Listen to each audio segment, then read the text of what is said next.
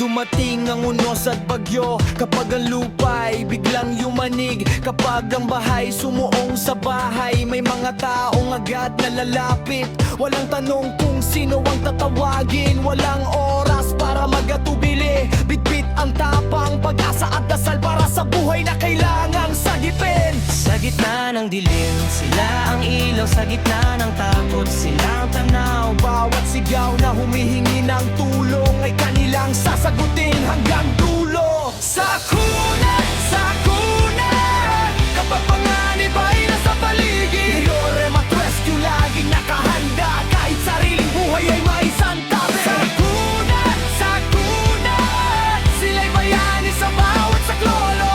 Ngunit kailan sila mapapansin? Kailan naman sila bibigyan ng proteksyon? Sa init ng araw, sa lamig ng ulan, sa gabing madilim, patuloy ang laban.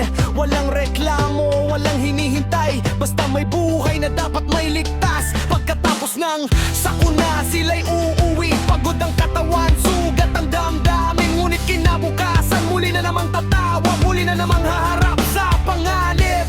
Hindi lamang kagamitan ng kailangan, hindi lamang palakpak ang kasagutan.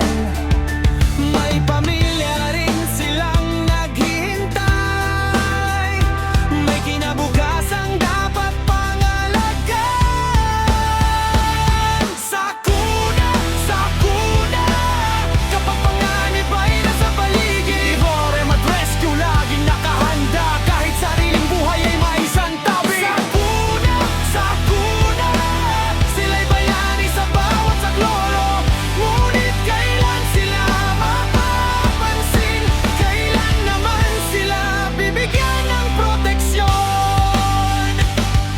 Hindi kami humihingi ng karangyaan, ang nais lang ay tamang pagkalinga, benepisyo, seguridad at suporta para sa taong laging nasa unahan. Kung kami kailangan sa oras ng sakuna, sana sa tahimik na araw ay maalala, dahil ang tagapagligtas ay tao rin, may pangarap, may pamilya, may damdamin. Sakuna, sakuna, sa bawat unos kami naririyan, handang tumulong, handang lumaban para sa buhay ng bawat mamamayan. Sakuna, sakuna,